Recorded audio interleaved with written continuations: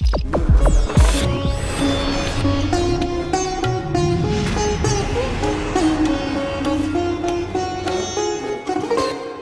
não pode ser pensado em homem como gênero, isso é outra história, não é? Mas homem como unidade de humanidade. Em Esperanto, a palavra para isso é homo.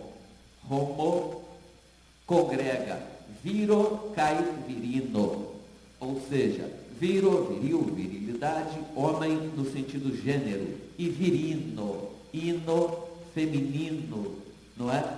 Juntos na batalha comum, na luta comum.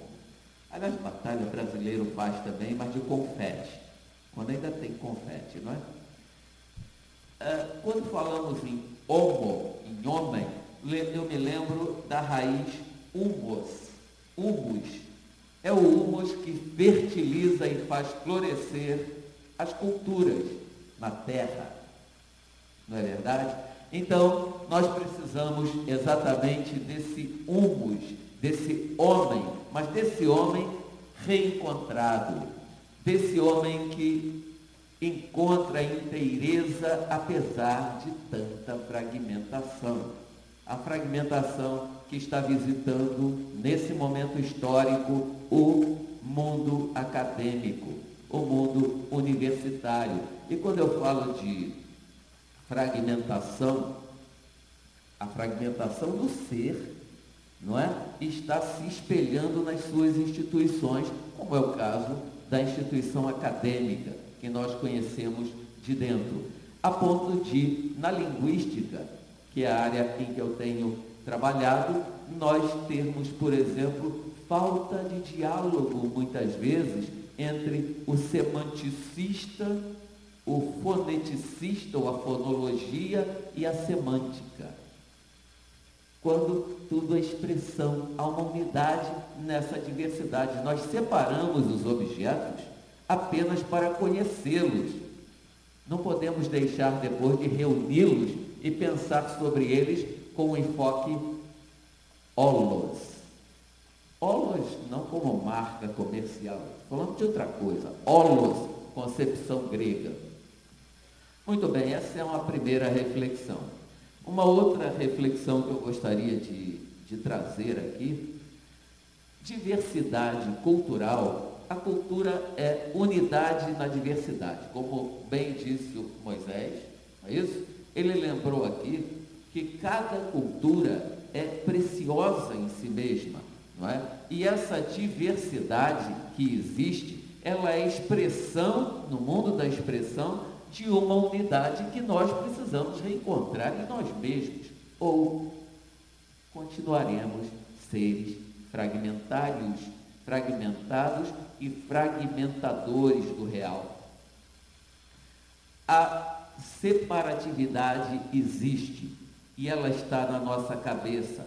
As fronteiras nós fazemos dentro do nosso espírito e elas são responsáveis pela guerra. A guerra, nós vamos falar em termos de Brasil, a guerra que existe do olhar enviesado para a tradição do outro. Nem vamos falar de outras guerras que ocorrem em todo o planeta. Mas o planeta precisa encontrar a sua unidade sem abrir mão da diversidade. Não há contradição. Não há contradição. Fechando mais um pouquinho o tema, antropólogos e a espiritualidade. A espiritualidade de cada um de nós, o que é? Penso que fundamentalmente é a busca pela diversidade dos caminhos, mas é a busca da unidade e da inteireza do ser. O ser humano busca diversas manifestações religiosas, etc., em função da sua busca da unidade, a unidade perdida. Religião, que não se confunde com espiritualidade, mas nela deve estar assentada, todas as religiões têm o pé na espiritualidade, a sua origem na espiritualidade, ela busca o religare, ligar o que esteve desligado por circunstâncias históricas, por perseguições, por discriminações. Bom, cada cultura se expressa em diferentes línguas. A Unesco fala entre 6.000 e 7.000 línguas. Se nós formos pensar em dialetos, isso vai mais longe. No entanto, fala na morte das línguas e das culturas pelo massacre das culturas dominantes. Esse massacre já foi físico, ainda é físico, de dizimar povos. Europeus dizimam povos na América, cultura inca, as culturas tradicionais da América, inclusive no Brasil, perdem voz, perdem direito a dizer o logos, como eles percebem esse logos divino, na forma peculiar e insubstituível que aquela cultura veio trazer como contribuição, e dominadores acabam e sufocam essa voz. Bom, a língua, ela reflete muito bem a cultura, portanto, a diversidade cultural deve ser aplaudida por todos nós. É como um jardim de flores. Quanto mais flores, mais bonito é esse jardim. Fica muito colorido. Muito obrigado.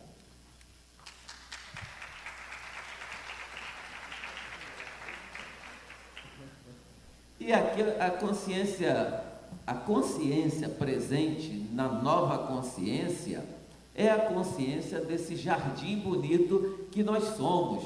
Ontem nós saímos em caminhada, não é? Ao som da batida do Hare Krishna e cantando todos juntos. Ninguém pensou em qual é a minha tradição para cantar. O brasileiro age a partir do coração.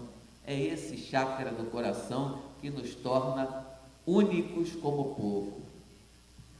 Bom, a Unesco vem refletindo, Unesco, órgão da ONU, não é? Que pensa cultura. A Unesco vem refletindo sobre a questão do morticínio das línguas. Hoje, cerca de 7% da humanidade é detentora, não se pode dizer que sejam os sem língua. Eu estou falando em língua internacional, em língua de intercâmbio entre as diferentes culturas. O diálogos precisa acontecer em terreno neutro. É muito problemático vou trazer para o viajar. Se eu fosse fazer a viagem que eu estarei fazendo agora, dia 18, na Alemanha, e tendo que falar alemão, desculpem, seria uma tragédia. Numa encadernação, ou numa encarnação, não dá tempo de a gente aprender inglês, francês, alemão, espanhol. Que bom que todos aprendam, só que isso está provado cientificamente. Eu vou lá na Universidade de Paderborn, na Alemanha, conferir essa pesquisa. Há uma pesquisa do Dr. Helmar Frank mostrando que o Esperanto tem um valor propedêutico na aprendizagem não só de outras línguas, mas de outras habilidades, como xadrez, como história, como geografia. Isso foi feito através de um experimento que está sendo repetido na Universidade de São Paulo, da seguinte forma: grupo de controle, um grupo aprende línguas estrangeiras, se for alemão vai aprender o francês, vai aprender o russo, vai aprender diversas línguas, e o outro grupo, ele primeiro aprende o Esperanto e depois vai aprender o francês, a língua estrangeira, uma segunda língua para eles. E isso, o relatório da pesquisa mostra que reduz em cerca de 20% do tempo de aprendizagem da língua em relação ao outro grupo de controle, se antes eles tiverem passado por uma classe de Esperanto. Ah, mas Esperanto deve ser uma coisa mágica. Gente, eu fiz uma analogia aqui com Michelangelo. Michelangelo, grande figura da Renascença italiana, dizia: olha, e por favor, se for outro grande cobra, me corrijam, não tem importância. Me veio Michelangelo, dizia: a escultura, a obra de arte, é tudo aquilo que fica quando eu retiro do bloco de mármore a estátua do Davi, por exemplo. Não é? Então, a beleza está na pedra bruta do mármore, mas quando ela é pedra polida, ela reflete a harmonia que aquele artista impôs ao bloco de pedra. Então, Zamenhof, fazendo um paralelo, Lázaro Luiz Zamenhof ofereceu à humanidade um instrumento, uma possibilidade em que ele fez o seguinte, a exemplo de Michelangelo, ele retirou das línguas existentes aquilo que era irregularidade, retirou das línguas existentes aquilo que era idiotismo no sentido linguístico e técnico, aquilo que é próprio de uma língua, retirou das línguas a idiosincrasia dos povos, mas não retirou a cultura, porque ele trabalhou na polaridade, ele manteve na estrutura linguística do Esperanto e principalmente no acervo linguístico constituído pelo vocabulário, pelo léxico, onde foram pegar as listas de palavras do Esperanto, exatamente na cultura comum de todos os povos. Então o Esperanto já vem internacional, porque ele nasce nas raízes que hoje eu encontro nas línguas neolatinas, mas também nas línguas eslavas, mas também nas línguas germânicas, mas também no grego. Então o homem comum, o cidadão informado como nós somos, ele vai encontrar num texto de Esperanto, principalmente na sua forma falada, porque língua é fala, se for lido um texto em Esperanto, aqui e agora, nós teremos um milagre. Todo mundo vai dizer: ué, fenestro, deve ter alguma coisa a ver com janela. Mangiare, deve ter alguma coisa a ver com comer. E assim, nós nos sentimos, cada povo se sente em casa com a sua cultura representada. Então, historicamente, se costuma dizer que o Esperanto está fazendo, no ano que vem, 120 anos. Historicamente, ela é de 1887, como projeto de língua. Só que hoje não é mais projeto. Hoje é língua, com intercâmbio internacional, com encontros mundiais, com falantes nativos, com gente que fala o Esperanto até como primeira língua, porque o papai era italiano, a mamãe era alemã, e ele fala essa língua desde criança. Então, isso em 2 gerações, 2 gerações, nós podemos dispor de um instrumento científico, neutro, bem elaborado, não é? A serviço do encontro e do diálogo. A Unesco, para não perder o gancho, ela vem propondo um modelo triádico para a humanidade, um modelo de 3 línguas. Quem aqui gostaria de ter 3 línguas? Que bom, todo mundo gostaria, muitos já, talvez já tenham alcançado. Nós não estamos falando de língua, lango, em Esperanto lango é língua órgão. Em português a gente tem ambiguidade. E lingvo é língua enquanto idioma. Então a Unesco fala em trilingvoi, 3 línguas. Quais são essas 3 línguas? O homem de hoje, mais do que nunca, precisa da sua língua materna, da sua língua étnica, que ele aprende com o papai, com a mamãe, com os vizinhos, com os parentes. Não é? Ele precisa ir à escola para aprender, mas ele precisa, no seu processo de cidadania, de aquisição da cidadania, de uma língua nacional, a língua que os seus concidadãos falam. Isso nós já temos. E ele precisa de uma língua internacional. No campo das línguas internacionais para o diálogo entre as diversas culturas, é que a humanidade continua, embora haja um paradigma emergente, nós continuamos na transição entre o paradigma de uma língua nacional, por vez, é exacerbada ao papel de língua internacional. Isso, nós agradecemos a contribuição. Então veja, é muito melhor nós, como humanidade, dispormos de 3 idiomas, esse idioma étnico, esse idioma do papai e da mamãe e do vizinho, que nem precisamos ir à escola para aprender, o idioma nacional e o idioma internacional. No campo do idioma internacional, eu falava, o paradigma que nós temos tido é o paradigma de uma língua nacional. Já foi o latim. Que língua a universidade falava? Em que língua Newton escreveu o seu famoso Principia Mathematica? Em latim.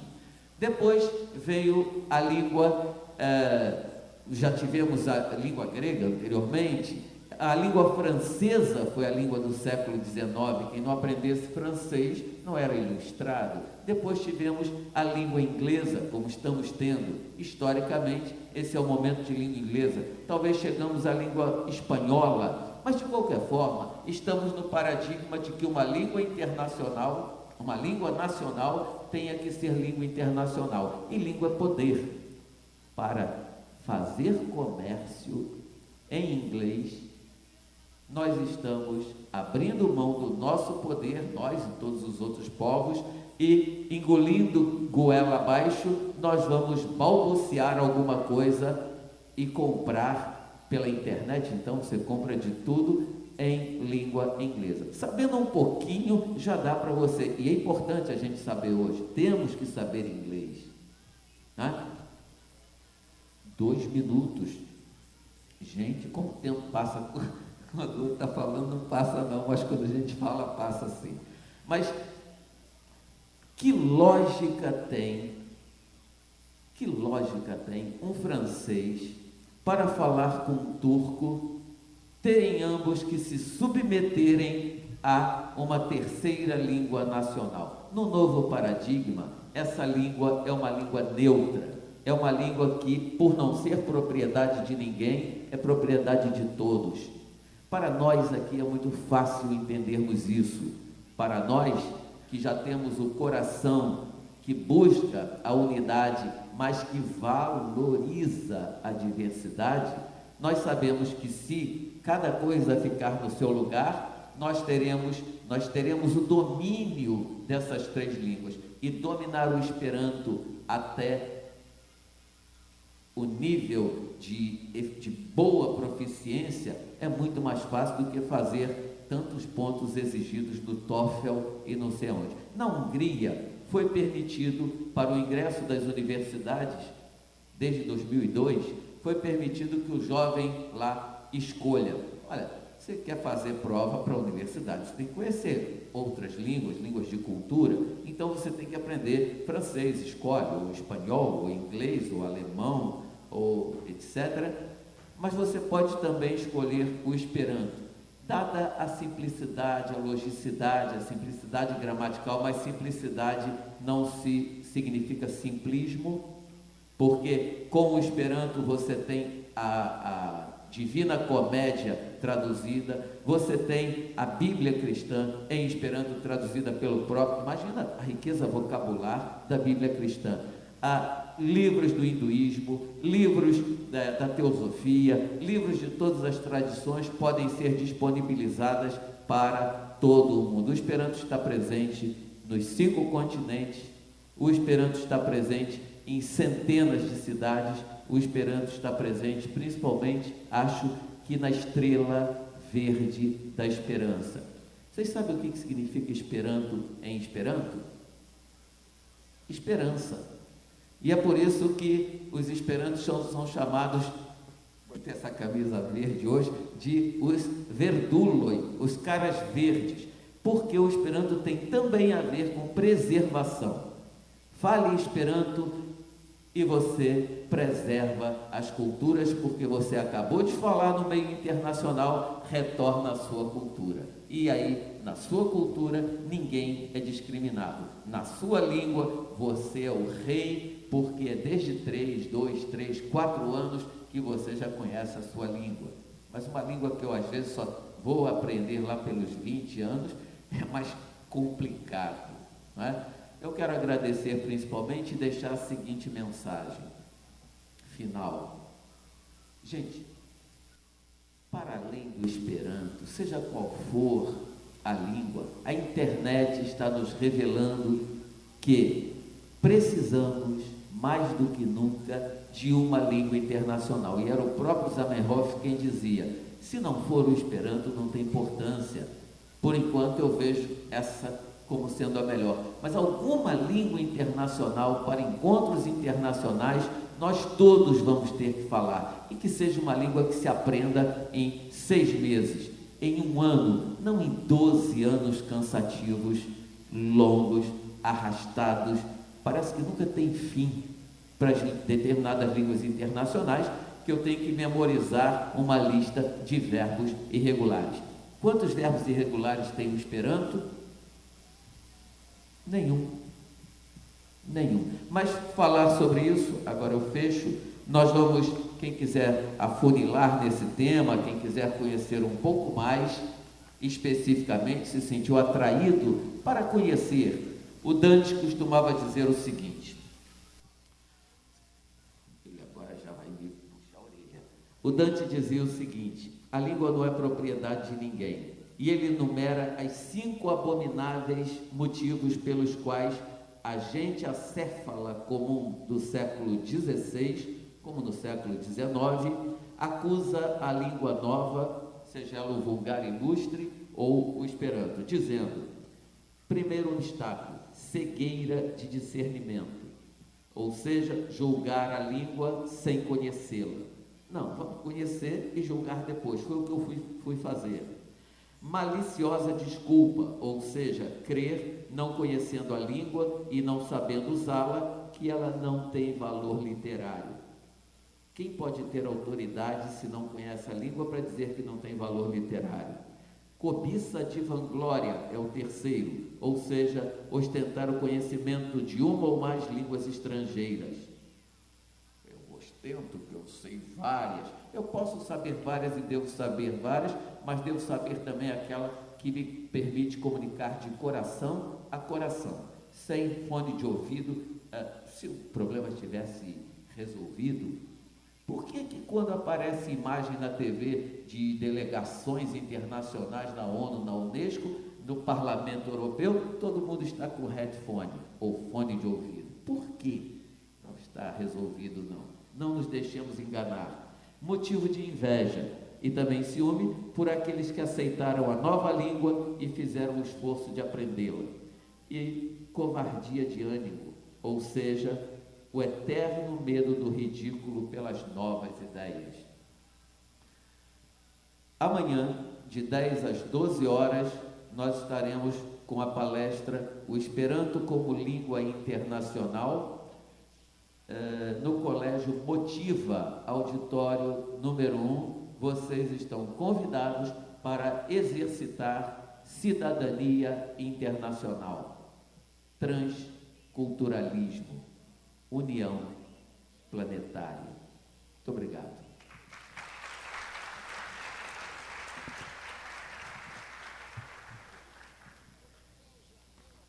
Bom, meus amigos,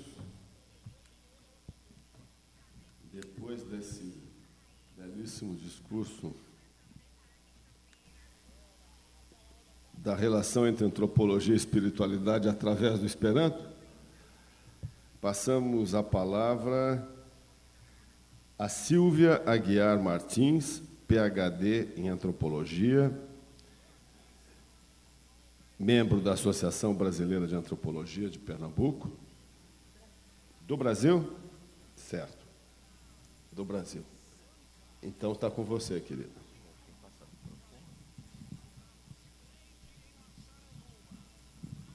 Bom, eu primeiramente gostaria de agradecer, né, pela participação, mas gostaria também de registrar a falta maior, eu acho, de empenho na organização do evento como um todo, né? Perdão eu estar criticando aqui, mas eu gostaria de fazer esse registro por conta da programação, que muito se perde, porque a programação não está pronta, né? Isso foi um problema. E até, eu diria, a comunicação. Eu só vim a tomar conhecimento da minha participação nessa mesa, não é? Já eu estando aqui. E deveria ser uma mesa que eu deveria ter vindo preparada exatamente para discutir.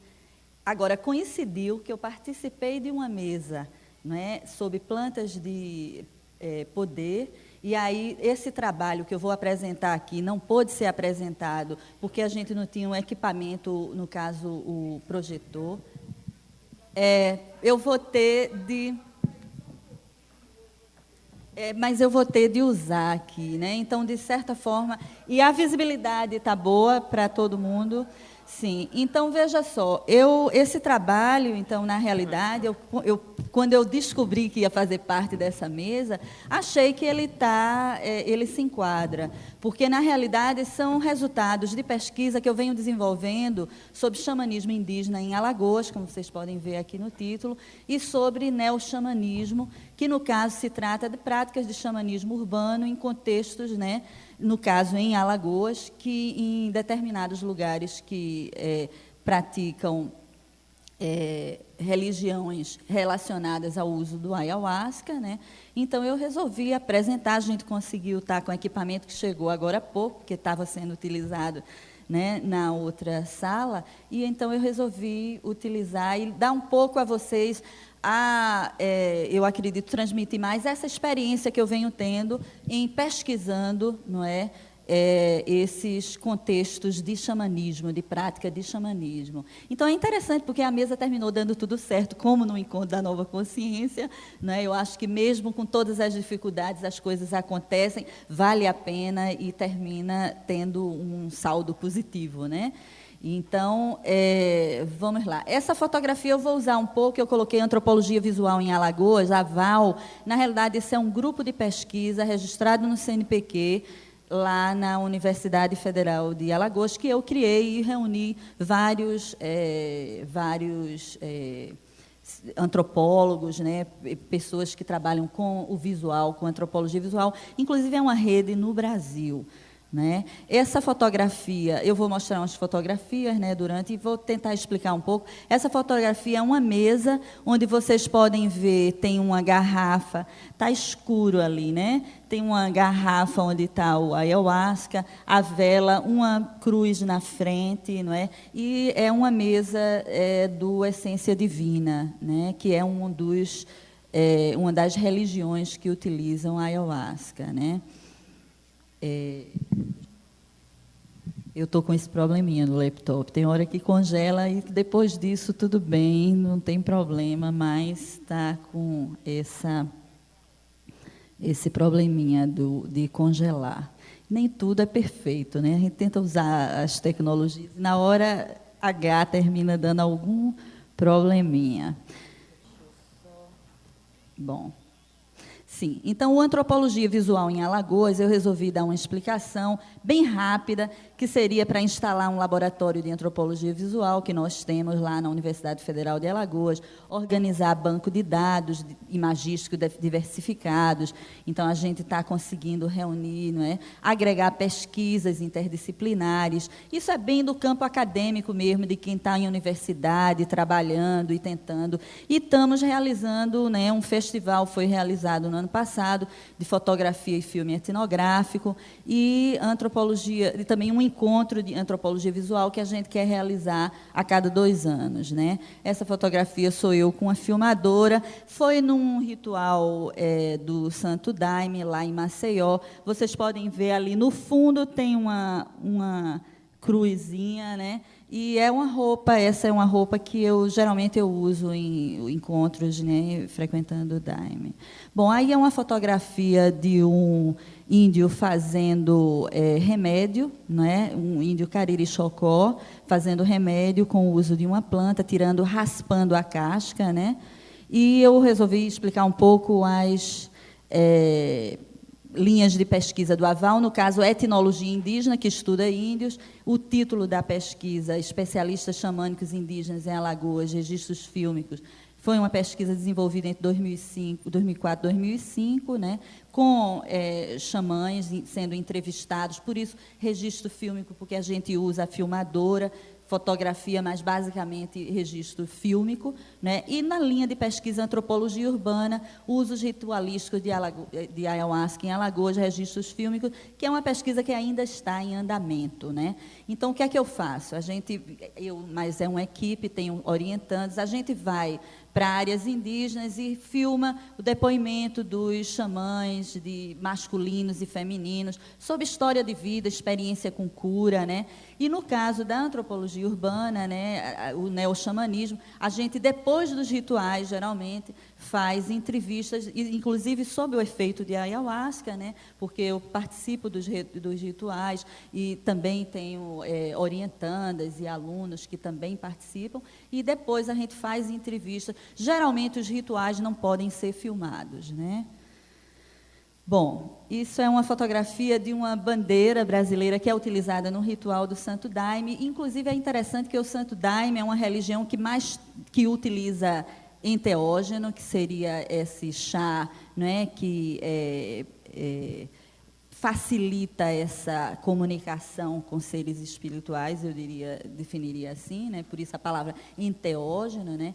É uma religião brasileira que mais tem se expandido, que utiliza a enteógeno, que mais tem se expandido hoje no mundo. Então, você encontra o Santo Daime no Japão, na Espanha, não é? Nos Estados Unidos e em vários outros países no mundo, né? E tem essa questão, tem inclusive um dos hinos do Santo Daime, uma das músicas, as cores da bandeira brasileira sendo cantada e colocado o que é que significa o verde, o branco, o astral e tudo mais. Então, é interessante que o Brasil está presente. E aí a questão da pesquisa com antropologia visual, que eu coloquei a citação em inglês, que o objetivo seria evocar significado e conhecimento de interesse etnográfico no sentido antropológico, de descrição, de mostrar, olha aí, isso existe em termos de descrição, não é?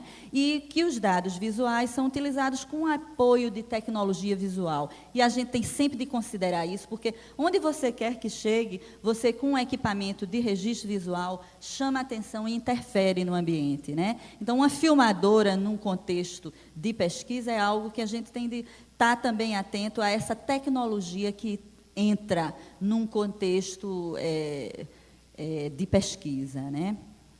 Bom, essa fogueira é uma fogueira que geralmente tem rituais do Santo Daime e do Essência Divina, e uma fogueira lá fora, onde está sendo, então foi num ritual do Essência Divina que foi tirada essa foto.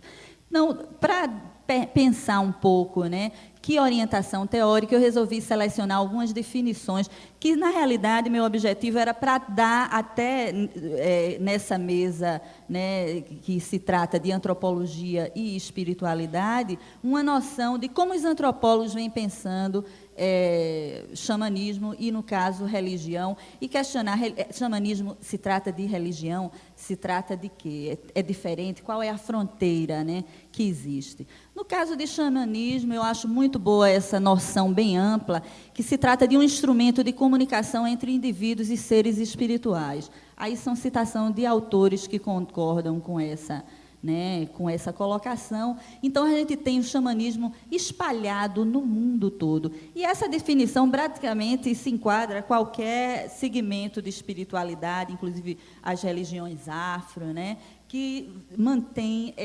indivíduos têm essa experiência com seres espirituais. Inclusive, uma característica do xamã é ele tem um determinado espírito em que ele se comunica e que consegue a cura através dessa comunicação que ele estabelece com esses seres espirituais. No caso, por exemplo, do xamanismo indígena, né, que eu venho pesquisando, você encontra, por exemplo, que é muito comum no Nordeste, né, no Brasil, de uma forma geral, os rituais de reza, não é, com um peão roxo, onde o rezador, a rezadeira, ali ele está em contato com... Tanto é interessante, quando acaba, ele diz, não, quem cura não sou eu, não, é Deus, né, que cura. Então, é esse ser espiritual que ele trabalha e que facilita.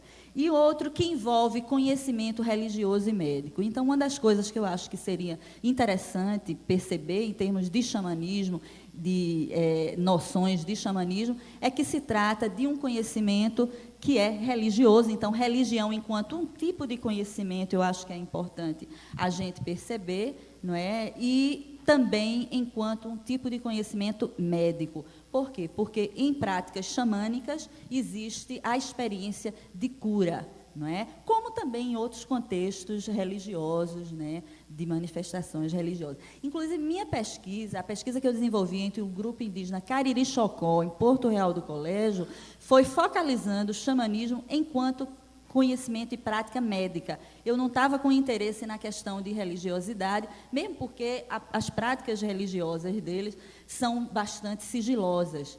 Então, minha pesquisa se centrou como existem rituais e práticas xamânicas de cura, né, de prática médica, não é? Bom, enquanto de religião, eu resolvi ressaltar dois conceitos, e aí eu vou ler, e é interessante que a gente reflita, né, um pouco sobre esses conceitos, né? Então, religião enquanto que práticas rituais, então toda religião envolve práticas rituais, né? Código de ética, toda religião tem um código onde as pessoas se identificam a valores, né? Determinados valores que as pessoas vão, a partir daquela religião, assumir e adotar. Doutrinas, né? Que geralmente as religiões têm doutrinas a serem seguidas. Crenças, padrões de relações sociais em performances rituais, ou seja, em rituais existe um código, uma forma, né, das pessoas se relacionarem entre elas, né? Igreja ou comunidade moral, ou seja, as pessoas compartilham uma identidade, né, a partir de uma igreja, de um contexto onde se reúnem, né? Hierarquia entre especialistas em contextos rituais. Também existe, geralmente, né, algum líder religioso, o mestre, o xamã, né, que é o que guia, né, que também tem mulheres, a mãe de santo, né, que guia, né, e um ethos que dá escopo para a experiência emocional e mística. E aí eu acho que é interessante, porque todos os contextos de religiosidade dá às pessoas essa oportunidade de vivenciar uma experiência que é única dela, mas compartilhada também, né, socialmente, que tem um caráter emocional e místico bastante forte. Não é? Uma outra definição, que eu acho que é a que eu venho trabalhando também, né, que eu acho interessante, é religião enquanto sistema cultural e simbólico, né? Ou seja, ela emite significados que as pessoas compreendem e vivenciam, né, em termos de sistemas de significados, que expressa e delineia a realidade social, ou seja, que dá explicações para a realidade, né, que se vive em termos sociais, e também dá uma disposição e senso de identidade das pessoas. Então, o pertencimento a determinada religião dá esse modo de ser, não é? E essa identidade de pertencimento a essa comunidade que você compartilha, né? Então, essas seriam as noções, as orientações teóricas, e aí eu entraria na explicação também no caso de xamanismo indígena em Alagoas. Essa fotografia é uma fotografia que está essas pessoas que estão utilizando essa indumentária são chamados praiais. Então, tem grupos indígenas, né, em Alagoas, que utilizam o praiá. O praiá é considerado um encantado, a personificação de um encantado, né? Então, é uma indumentária utilizada por um jovem, geralmente, né? É uma indumentária pesada, feita de fibra de crauá, e que ele incorpora, né, atrás nessas cores onde há a identidade desse praiá. Então, tem determinados grupos, né, que praticam rituais do oricuri, que não é utilizando o praiá, que o oricuri é realizado rituais fora da área da aldeia onde se vive, é como uma outra aldeia, onde os índios compartilham e realizam rituais, né, e aí vários grupos em Alagoas, eu citei os Funiô em Pernambuco, que é esse último, né, que é um grupo que é grande, o único grupo indígena no Nordeste que ainda fala língua nativa, né, o Iatê, né, e é um grupo de muita influência com os outros grupos, né. E, no caso, rituais com praiás, vários grupos também em Alagoas que realizam rituais, e, no caso, os Pancararu de Pernambuco é um também grande grupo que tem relação com todos esses grupos, né, que praticam. Essa fotografia é muito interessante, é de uma área indígena Tinguibotó, que eles têm uma cimenteira, na realidade é uma tela que tem nessa foto, e embaixo essas plantinhas são árvores, né, que já estão sendo semeadas, e é muito interessante o trabalho que eles estão fazendo, inclusive de reflorestamento na área, né? Bom, então, uma das coisas que é característica seria esse uso diverso de plantas de poder em contextos rituais, né? No caso, eu chamo a atenção para o uso da jurema, né, que é uma planta de poder que contém também um princípio ativo, DMT, equivale também à ayahuasca, né, e eles usam em contextos rituais, e não só rituais do oricuri, que eu diria, né, mas rituais de cura, por exemplo, o ritual de mesa de índio, não é? Onde o cliente é dado a jurema e ele passa por um ritual de cura com os índios. O tabaco, como também sendo uma planta de poder utilizada para proteção, né? Os Cariri-Chocó e vários outros grupos usam muito em cachimbo. Geralmente o rezador, a rezadeira, antes de fazer um ritual de reza, ele fuma o cachimbo, como já para espantar os maus espíritos. E pinhão roxo e muitas outras plantas que são utilizadas em rituais de reza ou em outros, como de mesa, pelos índios, né? Um conhecimento etnobotânico que é muito característico em todos esses grupos, né? E também é uma matriz de relações interétnicas entre grupos indígenas e entre índios e não índios, enquanto instituição sociológica. Então, uma das coisas que eu estou chamando a atenção é que se trata, né, como a gente viu, características de religiosidade, de contexto de religião, de contexto de interação entre indivíduos, de sociabilidade, né, entre indivíduos. Bom, essa fotografia é na igreja do Santo Daime, em Maceió, né? Aqui sou eu de costa, tem uma das alunas, né, pesquisadoras, a Juliana, na frente. Eu achei muito interessante essa foto, pena que está escura lá, né? Mas, assim, é uma foto que dá a noção da igreja. A igreja já está toda pintadinha, mas vocês veem, é muito simples, né? E não está muito bem focada. Eu acho que também foi interessante esse efeito, para até dar uma ideia de que quando você realmente entra num ritual de uso de ayahuasca, você entra numa outra sensibilidade visual, né? Uma outra percepção, no caso, por conta do enteógeno, né? Perspectivas teóricas, né? Bom, o neoxamanismo, que aí é o xamanismo praticado em contexto urbano e que eu estou utilizando, no caso, a ayahuasca e essas Santo Daime, UDV e Essência Divina, que são contextos de religiosidades que usam a ayahuasca, que eu estou participando, assim, frequentando a nível de trabalho de campo, de pesquisa, enquanto antropóloga, né?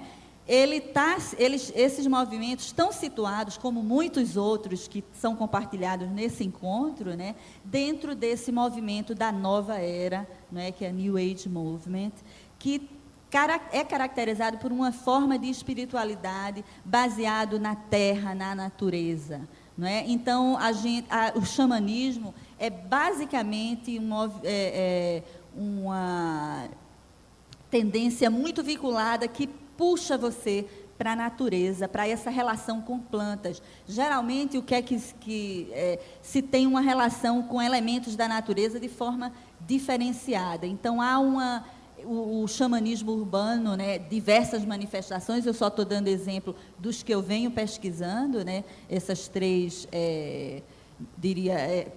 religiões diferentes, né, se caracteriza muito por essa busca da natureza, né? E uma interconexão de todas as coisas. Então, há essa sensação, não é, de uma sincronicidade, não é? Como a gente tem, eu acredito, aqui no Encontro da Nova Consciência, essa sincronicidade entre diferentes correntes religiosas, onde todo mundo está atrás de realmente uma unidade dentro dessa diversidade, como colocou o nosso colega aqui na mesa, né? Uma outra coisa, como um movimento místico moderno, né? Então, está dentro da nossa contemporaneidade hoje no mundo, né? Essa nova era, essas correntes diferentes que criticam, por exemplo, a ciência, a lógica da ciência cartesiana, não é? Que critica bom, eu acho que a gente pode passar para outro ponto. Essa é em frente à Igreja do Santo Daime, é a cruz que é colocada, né? Que essa cruz é utilizada. Então, os contextos de usos ritualísticos de ayahuasca em Alagoas, né? Aí eu vou falar um pouco do Santo Daime, que a gente tem uma igreja em Maceió e tem um também em Japaratinga, né? É bem interessante. Japaratinga fica a 2 horas de Maceió, aproximadamente, né? Uma região lindíssima. Inclusive, é interessante porque são uns estrangeiros que estão dirigindo lá eu não diria que é uma igreja, é um núcleo do Santo Daime, né? E a igreja em Maceió é muito pequena, tem uns 8 associados, tem mais pessoas frequentando, né? Mas é uma igreja bastante pequena, apesar de... A dirigente, inclusive, ela passa para um outro dirigente durante épocas que ela vai para a Alemanha. Então, é uma pessoa que passa 6 meses em Maceió, 6 meses na Alemanha. Na Alemanha, ela faz rituais, dirige rituais do Santo Daime, ela vai para a Holanda, porque ainda não é legalizado na Alemanha. Então, é interessante porque tem essa rede, né? A União do Vegetal, a gente tem lá em Marechal Deodoro, é a mais larga religião que utiliza a ayahuasca em Alagoas, não é? Tem 140 membros, então ela está já se desmembrando para Ipioca, Maceió. Marechal Deodoro é bem próximo a Maceió, né? E o interessante que eu diria da UDV é esse espírito realmente muito forte comunitário. Então, essa ida para Maceió, para esse bairro de Ipioca, foi uma área imensa que foi comprada, dividida entre eles, não é? E várias pessoas compraram e vão construir casas, alguns vão morar lá. Então, é uma comunidade mesmo que se instala aonde a União do Vegetal chega. E muito bonita, né? Porque essas 140 pessoas, dentre elas tem, por exemplo, avô, filhos, né? Netos. Então, são famílias que frequentam e participam da União do Vegetal. E o Essência Divina, que na realidade foi uma dissidência da UDV, mas que reúne práticas do Santo Daime e da União do Vegetal e tenta, nos rituais, agregar, não é, chamadas da UDV, hinos que são cantados no Santo Daime e ter essa proposta mais de unindo o Santo Daime e a UDV, a elementos ritualísticos, né? E o Panhuasca, que teve uma época lá em Maceió, que relaciona-se a uma proposta de um francês que resolveu criar, mas não está mais acontecendo, criar um ritual, né, que tem de uma proposta mais panteísta. O NV, União no Vegetal, que eu não pesquisei ainda, né, que estão presentes lá. Essa é uma mesa do Santo Daime, onde vocês podem ver esses papéis são os inários, onde as pessoas cantam, né? A vela geralmente tem uma flor, não é? O maracá está sempre presente nos rituais, isso é um elemento indígena muito forte, de influência indígena, né? Algumas observações, religiosidades. Práticas de rituais quinzenais e determinadas celebrações. Então, todos os três, a Essência Divina, o dever e o Santo Daime, têm uma prática ritualística regular a cada 15 dias e também algumas celebrações específicas. Por exemplo, o Santo Daime tem um ritual que é chamado a missa, a Santa Missa, toda primeira segunda-feira do mês, onde é um ritual voltado para os mortos, né, para encaminhar as pessoas que faleceram, encaminhá-las para a luz, onde é rezado o terço todo católico, né? Então, vocês veem, é uma prática, é uma religião que tem uma influência de catolicismo popular muito forte, né? E, não, do catolicismo, principalmente o popular, de elementos afro também, porque nos próprios hinos tem referências a divindades africanas, né, afro-brasileiras, né, e também uma influência forte indígena a partir do uso de maracá, também de entidades e tudo, né.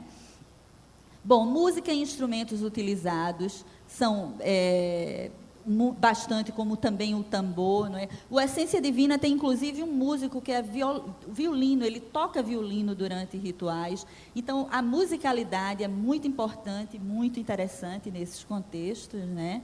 E rituais de mesa, rituais realizados em volta de um altar. Isso é uma das características que eu chamo a atenção, que também tem a ver com as práticas indígenas e várias outras práticas, inclusive a própria tradicional missa católica, que tem um altar. Então, aí a gente pode até perceber como esses rituais, né, têm práticas diferentes, mas, na realidade, se trata de rituais, por exemplo, realizados em torno de um altar, onde vocês já viram até algumas mesas que eu mostrei na fotografia como essa. Essa é uma outra mesa no ritual do Santo Daime, não é? Que ainda antes de começar, com alguns cristais, algumas pedras, com flores, né? Vocês veem, tem um terço, né, que muitas pessoas utilizam.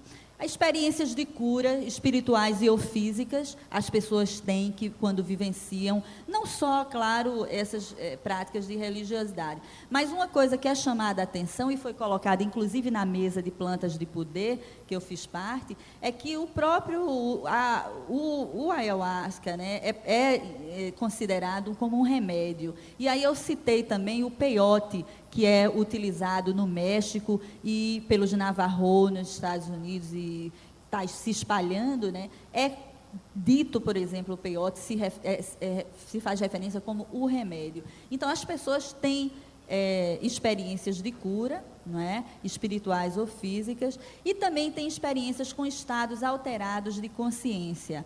Esses estados alterados de consciência, né, que se pode chamar êxtase, transe, alguns também têm a experiência de possessão de espíritos, né, que seriam diferentes estados mentais. E que eu diria que não só práticas de religiosidades que utilizam enteógeno, né, mas você encontra na yoga, em meditações, você encontra em cultos afros, né, essa manifestação de possessão de espíritos, né, essa experiência com uma outra realidade, em cultos que eu diria também de religiões evangélicas, não é? Você encontra rituais onde há possessão de espírito, exorcismo, né? Essas experiências com estados alterados de consciência, né?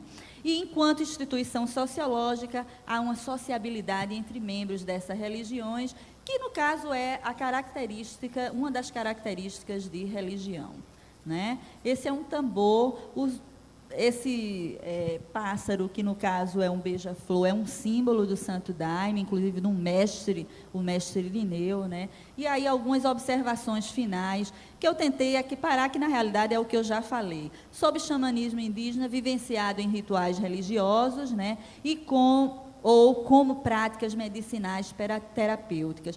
Eu gosto de chamar a atenção sobre isso, porque a gente está realmente num momento onde existem realmente evidências, onde há essa prática, onde há terapêuticas de cura bastante eficazes nesses contextos, né? E rituais que eu já falei, do oricuri, com práticas xamânicas de cura, o feitio de remédio baseado em conhecimento etnobotânico, né, ritual de mesa, etc., que eu já falei. E sobre o xamanismo também é vivenciado em rituais religiosos, a partir de experiências com estados alterados de consciência, que proporciona contatos com realidades espirituais e ou experiências de cura, não é? E o exemplo, ritual de concentração no Santo Daime, que é sempre um ritual de cura. Existem outros mais específicos de cura, rituais na UDV e essência divina, rituais de feitio de ayahuasca, etc. Então, eu resolvi fazer essas... Bom, eu coloquei as referências bibliográficas citadas, se vocês se interessarem, depois eu posso dar mais direitinho, mas eu gostaria de também tecer alguns comentários finais sobre a temática hoje aqui, antropologia e espiritualidade. Então, como vocês devem ter percebido... Eu sabia que eu derrubo. Não, o problema é que tem equipamento aqui. E caiu. Caiu dentro do laptop. O problema também é isso aqui, que é caríssimo. Bom, mas não caiu, não. Não teve problema, né? Não deu nenhum tilt. Não, mas dá, tá bom. Bom, então eu gostaria de fazer alguns comentários, né, sobre essa temática. Como vocês devem ter percebido, a minha colocação foi dentro de um trabalho, né, tentando mostrar alguns resultados de pesquisa, porque é assim que a gente faz ciência. Não é? O trabalho acadêmico ele é caracterizado por uma sistematicidade, né? Métodos, não é? Onde a gente procura mostrar evidências de algo que a gente está pesquisando. Não é? Então, eu colocaria, né, a mesa eu acredito que foi bastante eclética, não é? Apesar de também ele avisa quando tem 2 minutos só, era para avisar 5 minutos, né? Bom, então eu gostaria de só chamar a atenção nessa questão, né, da questão acadêmica, no caso, né, e que, de forma alguma, por exemplo, eu estando dentro de um contexto de pesquisa, eu deixo de vivenciar e, pelo contrário, apontar até como dentro de uma experiência subjetiva, a partir da minha própria experiência, não é? Compartilhando, no caso, experiências de xamanismo, de conhecimento xamanístico, não é? Não deixo de produzir um tipo de conhecimento, que é o científico, não é? A partir de métodos de uma sistematicidade, não é? Dentro da academia, né? Que eu sou uma pesquisadora da Universidade Federal de Alagoas. Então, eu chamo a atenção para essa questão, que antropologia e espiritualidade, para mim, tem essa conotação, né, de tentar refletir em termos acadêmicos, né, e porque antropologia é uma ciência, né, é uma ciência que está em alta, eu diria, né, tanto a antropologia como a biologia hoje, eu acredito que são ciências que estão em alta, né, e acho que a nossa contribuição, como também já foi colocado pelos nossos colegas aqui, inclusive pelo Carlos, né, de relativizar, né, dar essa contribuição de mostrar como a diversidade, não é, ela existe e ela tem uma lógica e tem uma importância, né? Eu acho que é uma contribuição que a antropologia vem dando. Por exemplo, temas que eu tratei aqui, como o uso de ayahuasca, tem tido, por exemplo, em muitos contextos, bastante preconceitos, né?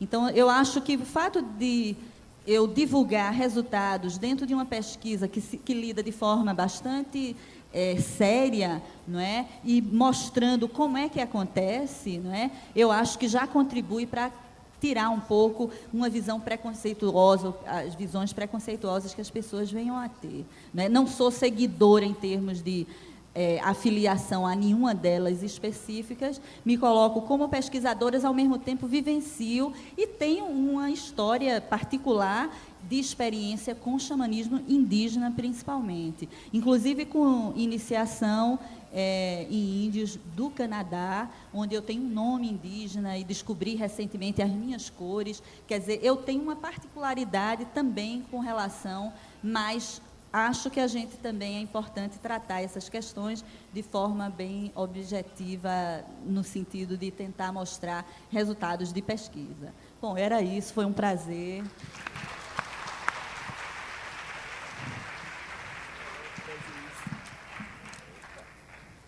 É muito bom a gente ver pesquisadores que têm uma base teórica importante e que, ao mesmo tempo, fazem a pesquisa nos moldes da grande tradição da antropologia científica, que é mergulhar de cabeça no campo estudado e vivenciar aquilo que está sendo observado, que está acontecendo, e não permanecer apenas no limite da consideração teórica, não é mesmo? Meus parabéns, gostei muito disso. E eu deixo aberto agora um tempo para perguntas às pessoas da mesa. Temos aqui um microfone, eu só pediria que quem tiver alguma pergunta, por favor, se dirija aqui ao microfone, para que todos possam ouvir. E especifiquem se a pergunta é para qualquer membro da mesa ou para um membro em especial, por favor.